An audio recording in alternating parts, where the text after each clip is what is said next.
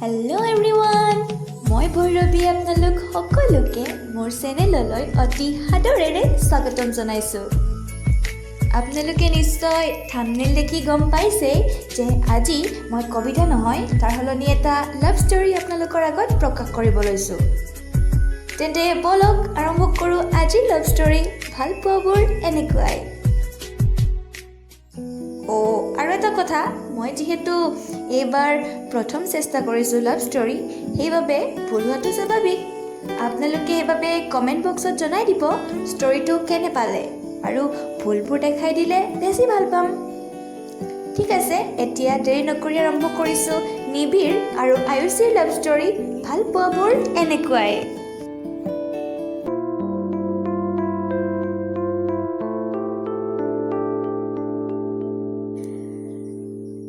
সেইদিনা আছিল 24 জুলাই।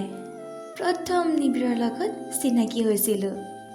অলপ লাজো লাগিছিল আৰু ভয়ো লাগিছিল তেতিয়া। ভয়টো আঁতৰাই কথা পাতিছিলোঁ তাৰ লগত। Hello' by the way, who are you? মই নিবিড়ে ক'লোঁ, চিনিব পাৰিছানে? অ' আচ্ছা, সুমনৰ ফ্ৰেণ্ড নেকি? হয়। সেনেকৈয়ে আমাৰ কথাৰ আৰম্ভণি হৈছিল। তাৰ ঘৰ আছিল যোৰহাটত আৰু মোৰ ডিব্ৰুগড়ত। ওচৰৰ পৰা তাক দেখা নাছিলোঁ আগত কেতিয়াও। ভাল লাগিছিল কথা পাতি কিবা এটা, কিন্তু অলপ ভয়ো লাগিছিল। আগৰবাৰৰ দৰে মোক এৰি থৈ নাযায়তো সি, মোক হাৰ্ট নকৰেতো।